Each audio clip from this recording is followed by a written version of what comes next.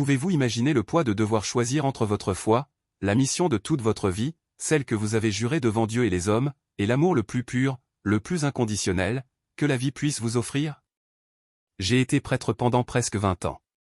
19 ans, 3 mois et 11 jours, pour être exact. Oui, je compte. Parce que chaque jour était une construction de qui je croyais être. J'ai vécu le vœu de célibat, l'obéissance, la chasteté. L'hostie que je consacrais était, pour moi, Dieu lui-même. C'était mon monde. Ma vérité. Ma raison d'exister. Mais il existe une vérité qui est plus grande que tout serment prononcé sur un autel. C'est la vie qui se manifeste. C'est le premier cri d'un bébé. C'est une fille qui porte votre ADN, vos yeux, votre sourire nerveux. Et je savais, à l'instant même où j'ai appris la grossesse, que l'Église, ma vocation, mon passé, tout ce que j'avais construit, exigerait le sacrifice de l'une d'elles. J'ai dû choisir entre être prêtre ou être père. Ceci est le récit de la façon dont la paternité a détruit mon sacerdoce et sauvé mon âme. Pour comprendre la profondeur de ce choix, vous devez comprendre qui j'étais avant. Qui était l'abbé Pierre? Je suis entré au séminaire à l'âge de 18 ans. Mais l'appel, je l'avais ressenti bien avant. À 14 ans, lors d'une retraite spirituelle, j'ai eu ce que je croyais être une expérience mystique. Une sensation de paix absolue, comme si Dieu me disait directement: tu es à moi, ta vie n'est pas à toi. Ma famille était très pratiquante. Mon grand-père était sacristain. Ma mère priait le rosaire tous les soirs. Pour eux, avoir un fils prêtre était comme offrir le plus beau cadeau à Dieu. Alors quand j'ai annoncé ma décision, il y a eu des larmes de joie. Mon père, qui n'était pas un homme émotif, m'a serré dans ses bras et a murmuré: tu seras un saint. Le séminaire n'était pas facile. 6 années de formation intense. Philosophie, théologie, langues anciennes, liturgie. Mais surtout, le formatage de l'âme. On nous enseignait à mourir pour nous-mêmes. À devenir des vases vides pour que Dieu puisse nous remplir. Le célibat, on en parlait comme d'un cadeau. Un sacrifice joyeux. Vous serez marié à l'Église, disait-il. Vous aurez des milliers d'enfants spirituels. Mais personne ne vous dit ce que c'est vraiment. Personne ne vous prépare pour la solitude qui vient à 3 heures du matin, quand vous êtes seul dans le presbytère et que vous entendez des couples rire dehors.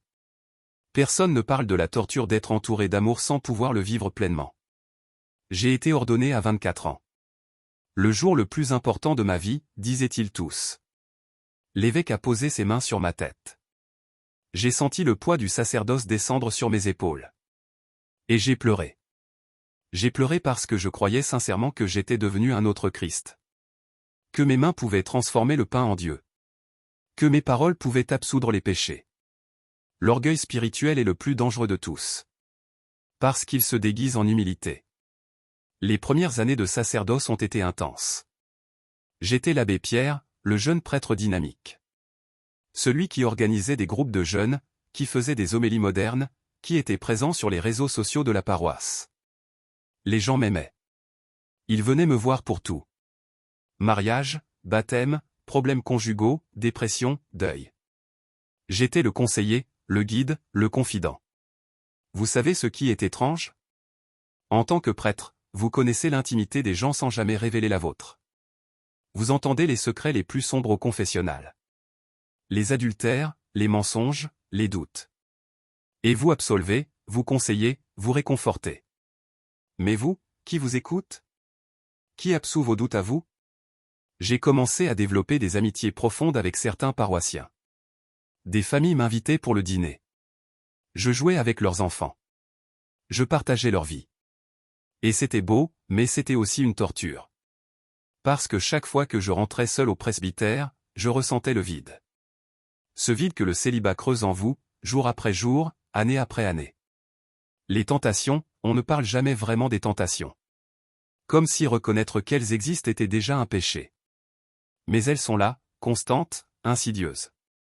Il y avait des femmes attirantes à la paroisse. Évidemment. Des femmes intelligentes, spirituelles, belles. Et parfois, dans un regard prolongé, dans une conversation trop intime, je sentais le danger.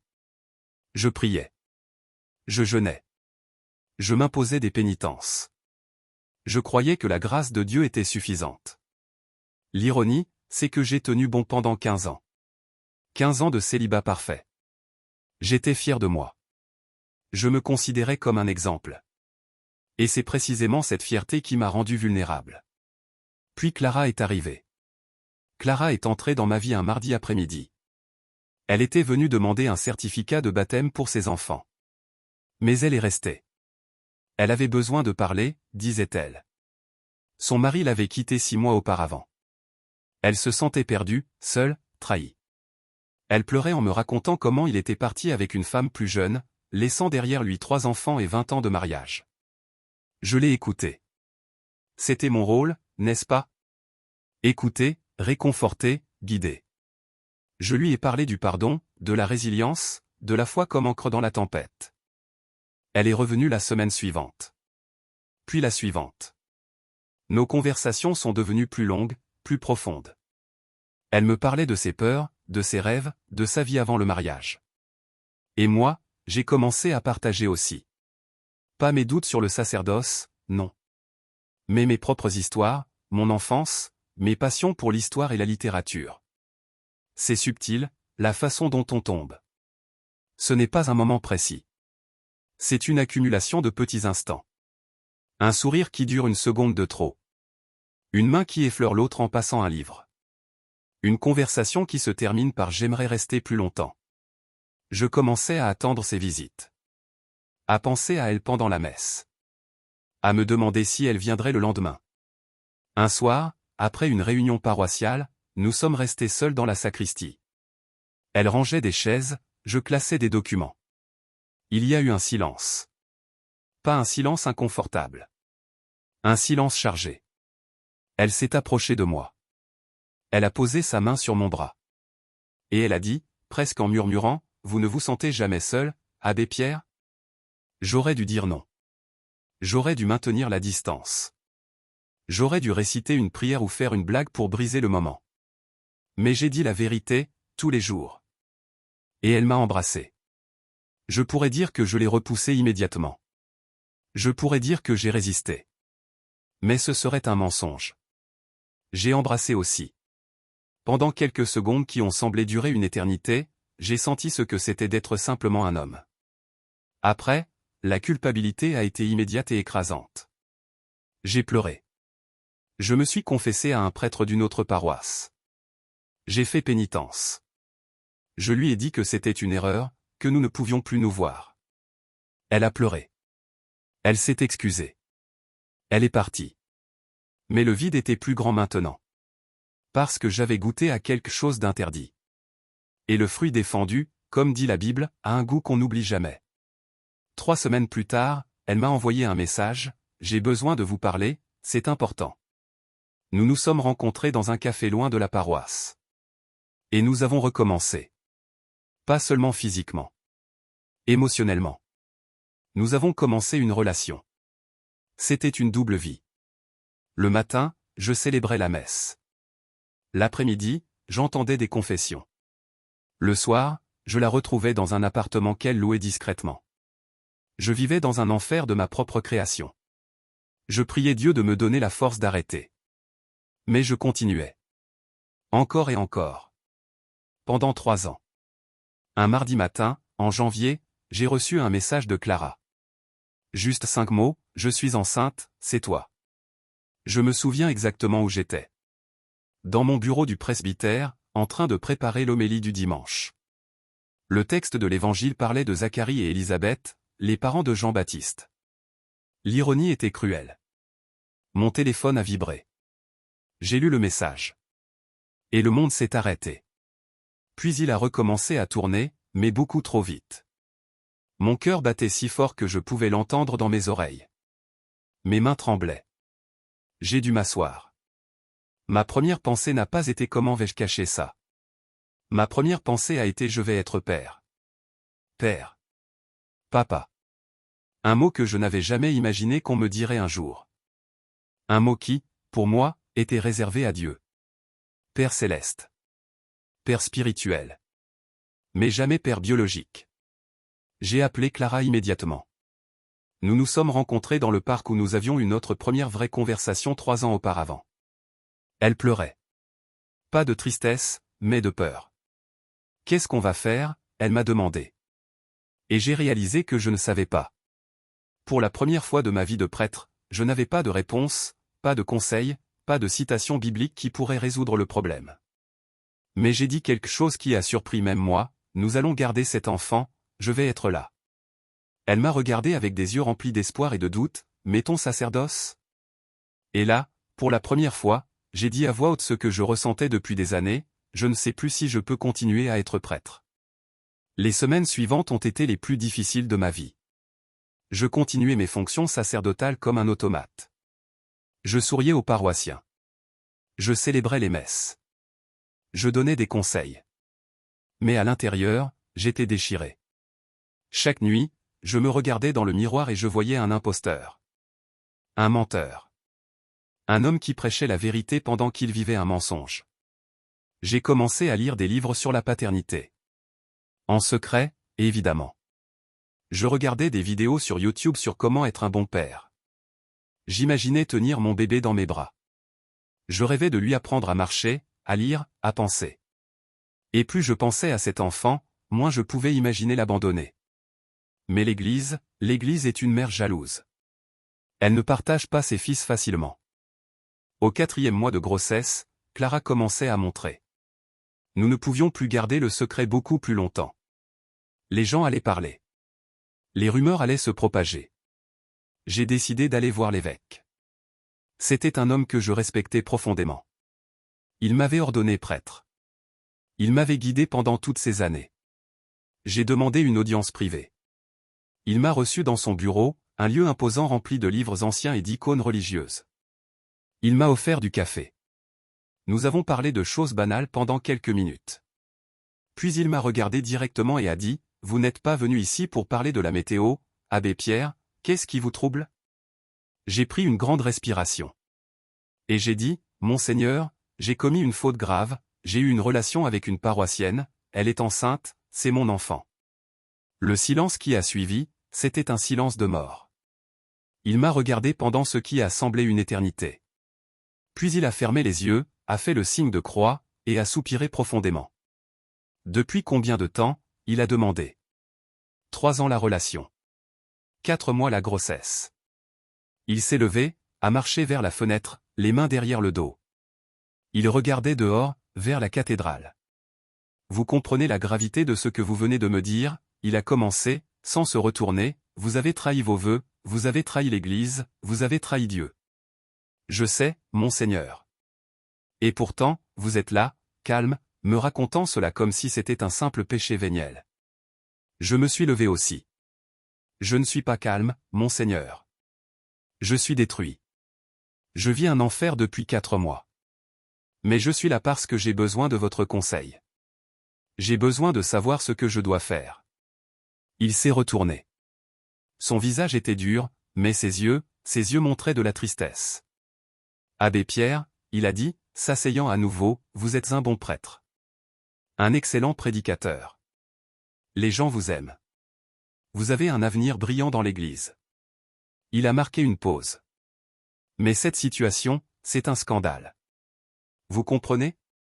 Un scandale qui peut détruire non seulement votre ministère, mais aussi la réputation de toute notre archidiocèse. Je comprends, Monseigneur. Bien, il a continué, ses doigts pianotant sur le bureau, alors voici ce que nous allons faire. Vous allez prendre un congé sabbatique. Nous dirons que c'est pour études ou santé mentale. Pendant ce temps, cette femme. Clara. Elle s'appelle Clara. Clara, il a répété avec un ton légèrement agacé, accouchera discrètement. Vous pourrez l'aider financièrement, bien sûr. Nous arrangerons cela. L'enfant sera enregistré sans père, ou avec un père fictif. Après quelques mois, vous reviendrez. Peut-être dans une autre paroisse, dans une autre ville. Vous recommencerez. J'ai senti la colère monter en moi. Vous me demandez d'abandonner mon enfant? Je vous demande de préserver votre vocation, il a répliqué fermement. Votre vraie vocation. Celle que vous avez jurée devant Dieu. Et si ma vraie vocation maintenant est d'être père? Il a frappé le bureau avec sa main. Vous ne comprenez pas. Le sacerdoce n'est pas quelque chose qu'on peut mettre de côté comme un manteau. Vous êtes prêtre pour toujours. Tu es sacerdo in aeternum. Vous avez été consacré.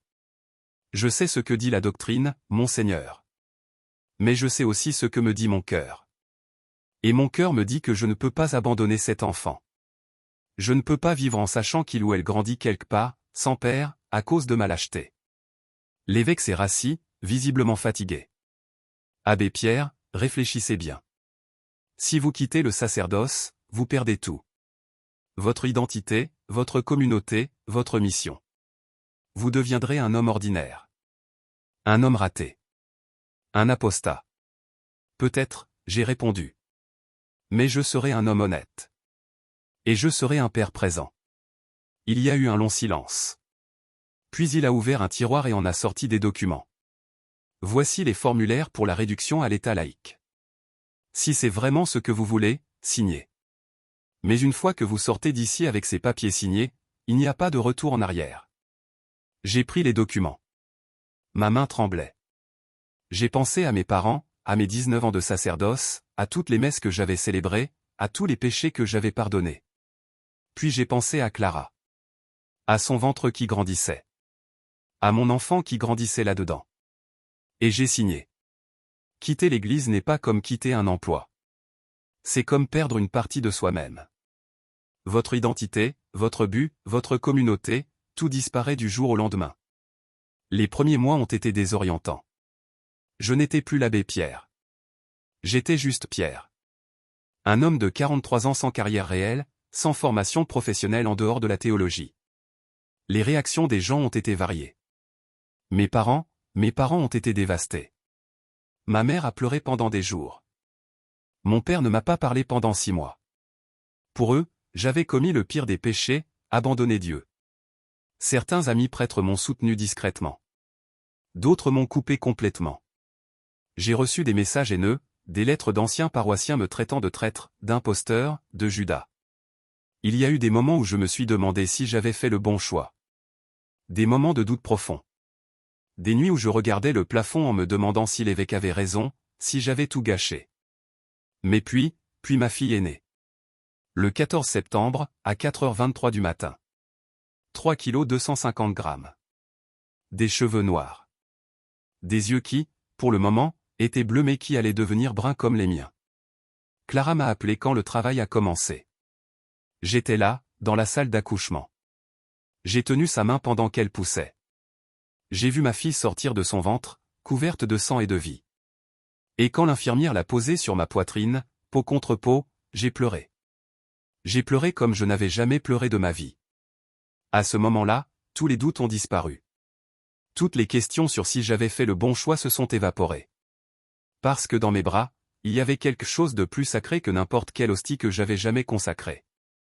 Il y avait la vie. Ma vie. Ma fille. Nous l'avons appelée Sophie. Sagesse, en grec. Parce que c'est elle qui m'a appris la vraie sagesse. Les premiers mois de paternité c'était un apprentissage total. Je ne savais pas changer une couche. Je ne savais pas comment bercer un bébé qui pleure. Je ne savais pas préparer un biberon. Mais j'ai appris. Nuit après nuit. Changement de couche après changement de couche. Biberon après biberon. Et vous savez quoi? C'était épuisant. C'était difficile. Mais c'était aussi la chose la plus belle et la plus vraie que j'avais jamais faite. J'ai trouvé du travail comme professeur d'histoire dans un lycée. Le salaire était beaucoup moins que ce que je gagnais comme prêtre, qui ne gagnait déjà pas beaucoup. Clara travaillait à temps partiel comme infirmière. Nous avons loué un petit appartement. Rien de luxueux. 2 chambres, une cuisine minuscule, une salle de bain qui avait besoin de rénovation. Mais c'était à nous. C'était notre foyer. La paternité m'a appris des choses que le sacerdoce n'a jamais pu m'enseigner. Elle m'a appris la patience vraie, pas la patience pieuse et théorique, mais la patience de rester éveillé toute la nuit avec un bébé qui pleure de colique. Elle m'a appris l'humilité vraie, pas l'humilité spirituelle performative, mais l'humilité de nettoyer du vomi et de changer des couches sales à 3 heures du matin. Elle m'a appris l'amour inconditionnel, pas l'amour universel et abstrait que je prêchais, mais l'amour concret et viscéral pour cet être petit et vulnérable qui dépend totalement de moi. Le célibat m'avait promis que je deviendrais plus divin en renonçant à ma nature humaine. Mais la paternité m'a montré que le divin se trouve précisément dans notre humanité la plus profonde. Aujourd'hui, Sophie a 7 ans. Elle va à l'école primaire. Elle adore dessiner, lire des histoires de princesses, et poser des questions sans fin sur tout. Hier soir, pendant que je l'abordais, elle m'a demandé, « Papa, c'est vrai que tu étais prêtre avant ?» Les enfants entendent des choses. Les gens parlent. Elle avait entendu quelqu'un mentionner mon passé. J'ai hésité. Comment expliquer quelque chose d'aussi complexe à une enfant de 7 ans? Puis j'ai dit, « Oui, ma chérie, papa était prêtre avant. » Pourquoi tu as arrêté? Parce que j'ai découvert que Dieu m'avait donné une mission encore plus importante, être ton papa. Elle a souri. Je suis contente que tu aies arrêté alors. Moi aussi, Sophie. Moi aussi. Est-ce que je regrette mon choix? Parfois, je ressens de la nostalgie. La nostalgie de la certitude que le sacerdoce offrait. La nostalgie de faire partie de quelque chose de plus grand que moi. Mais regretter? Non. Jamais. Parce que chaque fois que Sophie m'appelle papa, chaque fois qu'elle court vers moi quand je rentre du travail, chaque fois qu'elle me prend la main pour traverser la rue, je sais que j'ai fait le bon choix. Le système ecclésiastique vous dit que le célibat vous rapproche de Dieu. Qu'en renonçant à l'amour humain, vous accédez à un amour supérieur, divin. C'est un beau mensonge. Un mensonge que j'ai cru pendant 20 ans. La vérité, c'est que Dieu, si Dieu existe, se trouve dans l'amour concret, dans les relations vraies, dans l'engagement envers ceux qui ont besoin de nous. Je sais que beaucoup d'entre vous qui me regardez portent des secrets. Des choix impossibles. Des vies doubles. Des conflits entre ce que vous êtes censé être et ce que vous êtes vraiment. Mon message est simple. Le courage n'est pas de suivre des règles aveugles. Le courage, c'est d'être authentique et d'accepter le prix de cette authenticité. J'ai perdu ma vocation, mais j'ai gagné ma famille. J'ai perdu ma communauté religieuse, mais j'ai gagné ma fille. J'ai perdu ma certitude théologique, mais j'ai gagné ma vérité humaine. Si vous vous trouvez face à un choix difficile, ne vous demandez pas seulement ce qui est juste selon les règles. Demandez-vous ce qui est vrai. Ce qui est authentique. Ce qui respecte la vie, la vôtre et celle des autres. Clara et moi ne sommes plus ensemble romantiquement. Nous avons réalisé, après quelques années, que ce qui nous avait réunis était un mélange de circonstances et de besoins, pas nécessairement un amour durable. Mais nous sommes amis. De bons amis. Et nous sommes des coparents engagés pour Sophie. La vie n'est pas un conte de fées. Elle est complexe, nuancée, parfois chaotique. Mais elle est réelle. Et c'est tout ce qui compte. Avant de terminer, j'aimerais poser quelques questions à ceux qui me regardent. Pensez-vous que le célibat obligatoire devrait être aboli dans l'Église catholique? Si vous aviez été l'évêque ce jour-là, quels conseils m'auriez-vous donné? Et surtout, avez-vous déjà dû choisir entre ce que les autres attendent de vous et ce que votre cœur vous dit de faire? Laissez vos commentaires ci-dessous. Discutons-en. Débattons. Partageons nos histoires. Parce qu'au final, nous sommes tous des êtres humains essayant de naviguer dans ce monde complexe, cherchant l'authenticité dans un système qui valorise souvent la conformité. Si cette histoire vous a touché, si elle résonne avec quelque chose dans votre propre vie, likez et partagez cette vidéo. Non pas pour moi, mais pour tous ceux qui portent des secrets, qui vivent des doubles vies, qui ont peur de choisir l'authenticité. Il est possible de reconstruire. Il est possible de choisir la vie. Il est possible de recommencer. Je suis la preuve vivante de cela. Il y a une dernière chose que je veux partager. Quelque chose que je n'ai jamais dit à personne, sauf à mon ancien directeur spirituel. Environ 1 an après avoir quitté le sacerdoce, j'ai eu un rêve. Dans ce rêve, j'étais de retour dans mon ancienne église, devant l'autel.